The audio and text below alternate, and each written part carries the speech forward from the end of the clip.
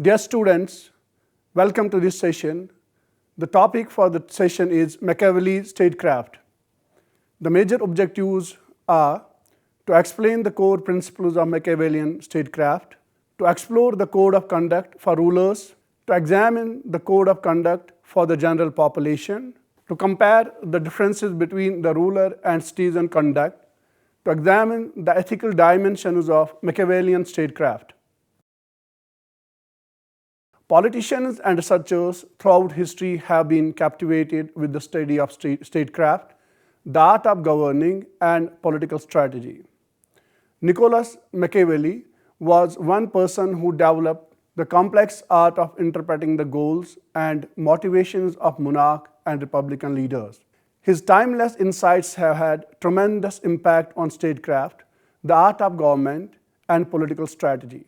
His keen insights into political action, from the strategies used by state founders to the leaders who bring states back to life, has had a lasting impact on the study of leadership and politics.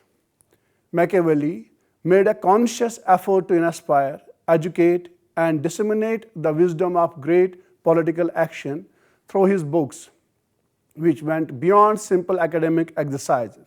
He offers timeless political insight in discourse, drawing on the past of ancient Rome to maintain Rome's liberty and add to her unparalleled glory. The goal of The Art of War is to restore Italian military might. It is obvious that Machiavelli wanted to provide future leaders with the knowledge and abilities needed to take bold political stands. Machiavelli on human nature. Machiavelli, like Hobbes, based his political realism on human nature. His views about the human nature are unconventional and discouraging. Machiavelli, like Hobbes, held a very pessimistic view of human nature and believed that it is consistent with universal egoism, conflict for power, money, honor, and status, which indeed permeates human society. The human mind, states Machiavelli, is perpetually discontented, its desires are limitless, its thirsts remain unquenched. As the more it gets, the more it wants. He further states that men are naturally bad unless forced to be good by necessity. However, when given the freedom to choose and act however they please, chaos and confusion break out everywhere. Machiavelli turns to Prince with the advice that men are generally said to be ungrateful, fickle, liars, and deceivers, afraid of risk and profit hungry. However, as long as you treat them well, they are yours. As long as danger is removed, they would sacrifice their lives, their property, and their children for you. But as soon as you are in danger, they turn against you. He continues and states that it is desirable for a ruler to be loved and respected by his subjects, but it is preferable to be feared rather than liked. Machiavelli believes that men are naturally suspicious and ambitious, and they do not know when to use moderation in matters of fortune. However, they lack perspective and are gullible. Methods to rule. Machiavelli stresses time and again how important it is for a ruler to maintain power and eliminate any potential opponents. He threatens that whosoever fails to take this action will have a short reign of power. He believes that power is relative. Therefore, it has to be calculated in relation with the opponents. The less power is left with them, the more secure and safe the prince becomes. Mere defeating the opponents is not enough, crushing them to the extent that they could not re-emerge or regroup. When defeated, rivals for fame and power will never remain quiet and bear it with patience. The only way to defeat this kind of envy is for those who harbor it to pass away. According to the proverb, old injuries are never cancelled by new benefits, least of all when the benefits are of less importance than the injuries previously inflicted. A prince can never feel secure in his principality as long as those who have despoiled it are still alive. If someone becomes ruler of a city or a state, especially if he has no firm foundation there and it is not appropriate for their kind of civic life, the best thing they can do to keep such a principality is to recognize everything in the state. For example, in such cities, the prince should install new governors with new titles and powers. Further, it should make the rich poor and the poor rich. He should build new cities to destroy existing ones and to relocate the people to far off places. In other words, to leave nothing intact in that province and nothing in it, not even wealth or rank, unless it is held by those who acknowledge its sources. Machiavelli further advises prince, in order to eliminate the population's fear and suspicion, which, if sustained over an extended period of time, could lead the populace to turn against their leaders. New leaders should punish their people only once, rather than repeatedly. Therefore, it is extremely rare to find a good man willing to use unethical means to become a prince. Even if that man has good intentions, or a bad man who, once crowned, is willing to act honorably and whose thoughts will be to make good use of the power he has obtained through unethical means. Machiavelli counsels the prince to extremely cautious of victorious general. He should prioritize his personal safety in these circumstances and think about putting him to death or depriving him of his standing with the people and the army. However, when one has few friends at whom internal forces are insufficient and outside assistance is required, there must be three types of this. First, foreign satellites to protect you. Second, arming the countryside to carry out the people's rightful actions. And third, forming a defensive alliance with strong neighbors. Similarly, Machiavelli gives the subject of conspiracies and method for foiling them a lot of attention. The real threat comes from those the prince has favored and who are motivated by ambition, not from those who have been harmed by him because they lack opportunity. Machiavelli advises the prince that gaining the friendship of individuals who were content with the previous government is a simple task for him than maintaining the friendship of those who stood by him during the opposition to that government. The prince should abstain from ostentation and arrogance since they foster animosity. Additionally, he should try to avoid earning his subjects' hatred. Qualities for leadership. Machiavelli spends a lot of time discussing the character traits that a leader must possess. He must be prepared to take advantages of the current situation. He must possess the strength to sin brazenly if doing so would ensure the welfare of his nation. He must be astute enough to recognize human nature. He must defeat evil with evil. He must be able to play with people's emotions and impulses and manipulate them to his benefit. He needs to be decisive, anticipate issues, and act before they arise. When a man is strong, he should be unwearying. When he is weak, he should proceed with caution.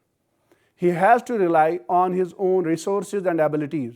He needs to be cold-blooded and emotionless. Maintaining power must be the ultimate goal for the prince. Even if it means sacrificing his soul, he should use every tactic to preserve his fatherland. When one weak leader is followed by another, a newly established state is particularly vulnerable. The prince has to learn how to be victorious when necessary in order to maintain his rule. He ought to intimate the beast's strategies, fusing the fox's slyness with the lion's ferocity. Further, the prince should not be afraid to use immoral means to protect the state, because doing so could bring security and prosperity, while not doing so could bring about his downfall. Machiavelli further went on to say that a prince, especially a young prince, is unable to uphold all the virtues that men are known for, because maintaining his position of power frequently requires him to act against religion, charity, kindness, and good faith. He ought to be adaptable, changing his attitude according to events and good fortune. As previously stated, he ought to stay true to his moral principles whenever feasible, but he should also be capable of acting immorally when called upon. If keeping his word does not serve the interests of the state, then he shouldn't be held to it.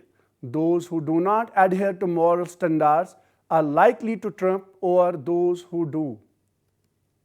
The prince should meet with his subjects, show civility and generosity, and amuse the populace with performances and celebrations, while maintaining the dignity of his position. The people evaluate the prince's wisdom based on the competence and loyalty of his ministers, so he should pick them carefully. Wise men should be appointed to his government so they can advise him honestly on issues with their purview. He ought to give others the authority to implement unpopular policies while maintaining control over the allocation of favors. Political and military skills for the prince. Machiavelli's theory of warfare and the art of war served as a major inspiration for his conception of politics and political acumen. He perceived a close connection between civic virtue and military virtue, or between civilian and military life. It was their comprehension of this connection that made him admire the Romans. Machiavelli states that good laws and good arms are the cornerstones of any state, and where there are good arms, good laws inevitably follow. As a result, a prince therefore must have no other object or thought, nor learn any skill except the organization and discipline of war. All that is required of a ruler is the art of war. In addition to pointing out the inherent flaws in mercenary armies, Machiavelli supported civilian-based militias. Machiavelli further adds that the prince should not cling to shortcuts and half measures. Rather, he placed great importance on the ancient and Roman models in this regard. Politics was a static endeavor, so was human nature. The state, whether it was ruled by a prince or a republic, had to abide by certain laws in order to continue existing. Because the people do not know how to be wholly good nor yet wholly bad, they choose the middle path, which can be particularly dangerous when it comes to running a state. In this regard, Machiavelli frequently recommended avoiding compromise and turning to drastic measures in a state. He concludes that the maxim, men must either be won over or destroyed. Machiavelli made argument for drastic measures in a number of different contexts. Particularly noteworthy are three particular incidents: how a state handles a population that is rebellious, how to handle internal opposition, a divided city, and how to handle prisoners of war. On tyranny, even though he supported brief dictatorships, Machiavelli was a fierce opponent of tyranny because, in his view, it always resulted in degeneration, poverty, and decline. He stated that there was no remedy that the sword against a bad ruler. The founders of the new states should refrain from becoming despots, for what they gain is not fame, glory, security, tranquility, or peace of mind, but rather disgrace, contempt, danger, and unease. The wise ruler, states Machiavelli, understands the value of caution and self-control. He also knows that killing one's fellow citizens, betraying friends, being cunning, heartless, and irreligious are not qualities of competency. A prince can gain power through these means, but not glory. Machiavelli cautioned the prince that conflicts of class interests often lead to tyranny because of the excessive demand of the people for freedom and to the excessive demand to dominate on the part of the nobles, wherein one or the other party support a specific individual. In class conflicts of such intensity, Machiavelli states the prince should live with the people, since he can live without nobles, but cannot survive without the people. Furthermore, Machiavelli cautions against the dangers of excess. In a state of confusion, it is not the insane thing that the populace does that are frightening, nor is it the current evils of which one is afraid, but the emergence of a tyrant that is really dangerous. Religion and customs. Machiavelli understood the significance of religion in educating people about civic virtues. He stated that in the absence of religion, the fear of the prince had to take the place of the fear of God. However, he believed that Christianity will not and cannot produce among individuals the necessary qualities for developing military valor and civic, because he believes it aims to produce humble and contemplative men rather than the man of action, lauding humanity, abnegation, and contempt for mundane things. The pre-Christian pagan religion had been superior in this regard.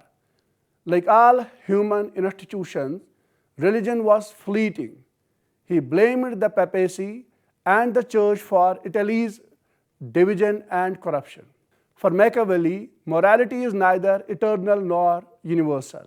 Neither are actions inherently good nor bad. Rather, they should only be assessed based on their effects and usefulness.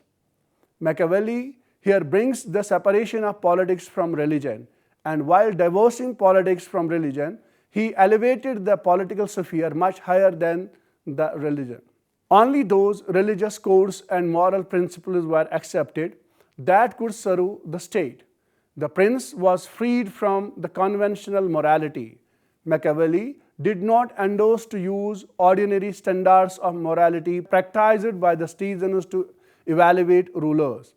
Since social and religious institutions operate within the boundaries of state, if state perishes, there are every chances that most of the social and religious institutions perish, bringing end to the religious morality. Therefore, realism demands that state must survive and all actions of survival be judged only through this morality of survival. Every action is good that brings power, security, and survival. Machiavelli offered insights and advices for future rulers in his well-known work, The Prince. One of the most striking aspects of Borgia's leadership was his readiness to discard traditional moral constraints when it came to consolidating his rule. Borgia's strategies included acts of ruthlessness, deceit, and manipulation. For instance, he eliminated rivals and manipulated allies, often through means that could be seen as morally corrupt. Similarly, Machiavelli used another historical figure, Agathocles, as example to justify his point. Agathocles was born into a life of depravity and was raised in the ranks of Syracusan army because to his exceptional physical and intellectual attributes. His readiness to use coercion and violence demonstrates how flexible his moral views were. In order to fulfill his ultimate ambition of becoming a dictator, he employed morally dubious and frequently dishonest means, ever if doing so required acting in ways that were morally repugnant by conventional standards. The tale of Agathocles highlights the moral dilemmas that rulers encounter while striving for and using power. Agathocles' willingness to disregard conventional moral norms was evident when he planned the assassination of Syracuse's wealthiest citizen and senators in order to seize power. This harsh behavior demonstrates his willingness to compromise his moral principles in order to maintain his political position. By citing these instances, Machiavelli emphasizes the point that in the practice of statecraft, leaders frequently have to exercise moral flexibility and be prepared to make controversial choices in order to seize and hold on to power. A major topic in Machiavelli's writings is this moral flexibility, highlighting the pragmatism necessary for efficient government in a difficult political environment. Machiavelli and the forms of government. The Prince and Discourses, Machiavelli's two principal works on politics, captures the fundamental ambiguity at the core of his political philosophy. He discusses his preference for republican systems of government in the Discourses, but he addresses the nature of autocratic rule in The Prince. Republican rule is ideal, but it is not always practical or possible.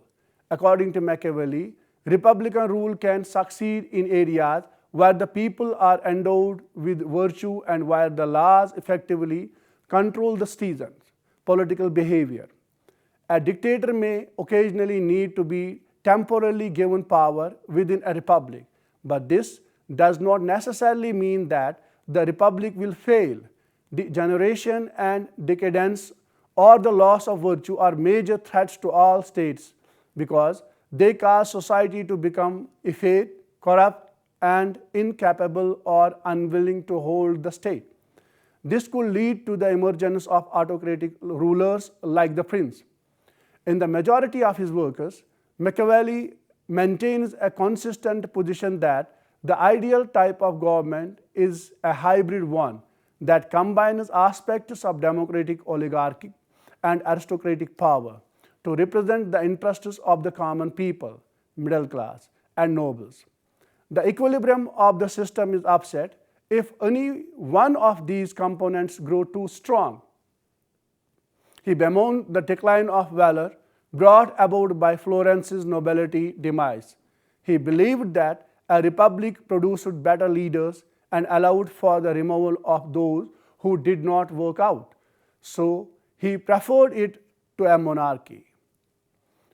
Because, believes Machiavelli, it is just as difficult and dangerous to try to free a people that wants to remain servile as it is to enslave a people that wants to remain free. Rulers must consider the types of subjects they must deal with when determining what kind of rule to institute. The ends justify the means. In order to establish his dominance and enlarge his domain, Machiavelli believes that the prince should not be afraid of utilizing a variety of strategies. He should consider different options and tactics as ways to accomplish his ultimate goal, which is holding onto power. The morality for the prince is to hold onto power and enlarge and enhance the chances of survival of the state. This has to be made possible whether it was by destroying opponents, deceiving allies, or employing force. Here, Machiavelli brings in his famous idea of ends justifying the means. He believes that actions must be assessed in light of their effects rather than being categorically right or wrong. This is the central idea of Machiavelli's consequentialism, which emphasizes on the importance of maintaining power and, if necessary, making choices that may not align with conventional norms. Conclusion. Machiavelli's fearless realism has made him subject of varied interpretations. His insights about politics were clearly ahead of his time. Despite his coherence and consistency, one can find several tensions in Machiavelli's political thought. First, there is the rationality of seizing and consolidating power, the rationality of survival, where all the stratagems of politics as warfare have to be deployed. However, this cannot be a system of permanent governance, as if continued too long, this will produce the basis for anarchy and tyranny. It is also necessary to have an orderly government as a second rationality. Critics of Machiavelli often miss the way he qualifies himself in favor of concentrating on the first part of his argument. All means are acceptable in the defense of the state, but the prince must also possess the ability to act cautiously. His separation of politics from religion is his most profound contribution. With this, we end today's presentation. Thank you for watching.